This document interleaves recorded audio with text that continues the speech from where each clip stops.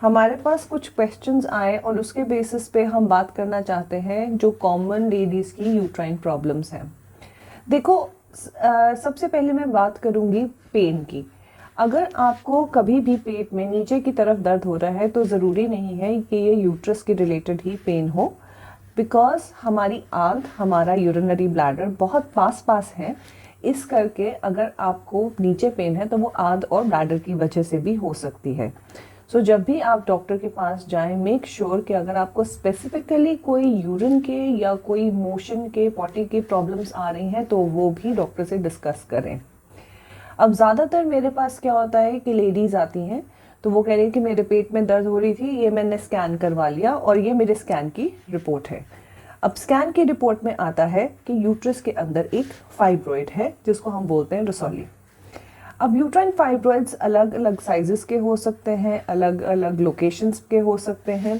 सो अगर आप इस मॉडल में देखें तो यूट्राइन फाइब्रॉइड्स यूट्रस में कहीं पे भी ग्रो कर सकते हैं।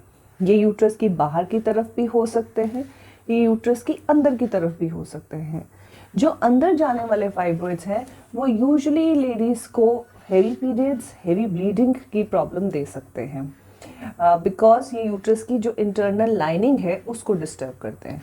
हर महीने जब हमारी बॉडी में ओवरी से एग बनता है तो उसके इन्फ्लुएंस के अंडर यूट्रस की जो इनर लाइनिंग है वो ग्रो करती है, और अगर प्रेगनेंसी नहीं होती तो वो महीने के एंड में शेड ऑफ हो जाती है।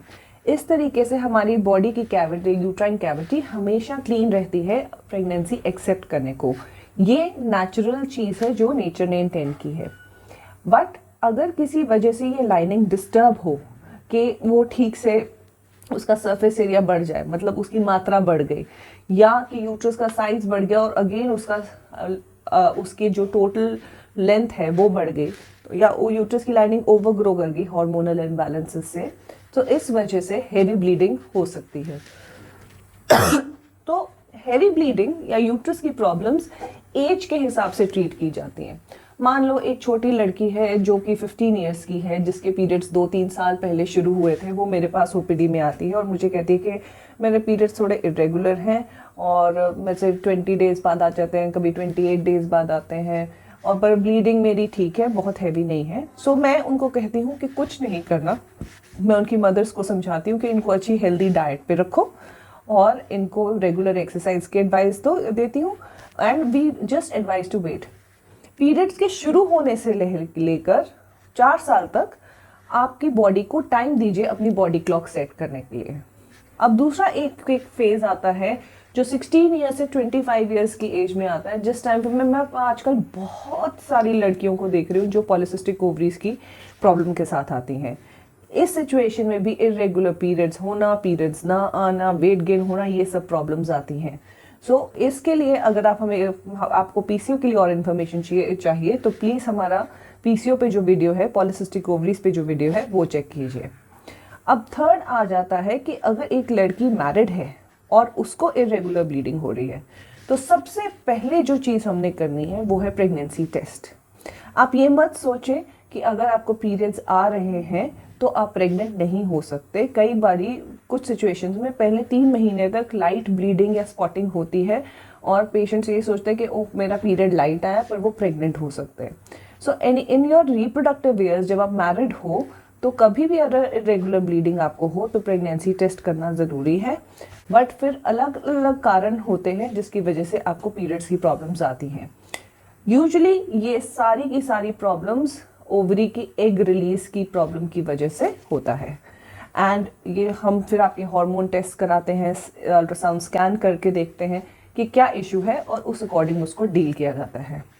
अब हम नेक्स्ट फेज ऑफ लाइफ में आते हैं, से अराउंड 35 to 40 ईयर्स और 30 to 40 ईयर्स। इस टाइम पे हम आजकल जो बहुत एक कॉमन प्रॉब्लम देख रहे हैं वो है एडिनोमायोसिस। एडिनोमायोसिस के अंदर जैसे आप इस मॉडल में देखें कि यूट्रस की बॉडी के अंदर ये ब्लैक स्पॉट्स दिख रहे हैं, तो कई बार यूट्रस की लाइनिंग के जो सेल्स होते हैं वो यूट्रस की मसल में ग्रो करने लग जाते हैं।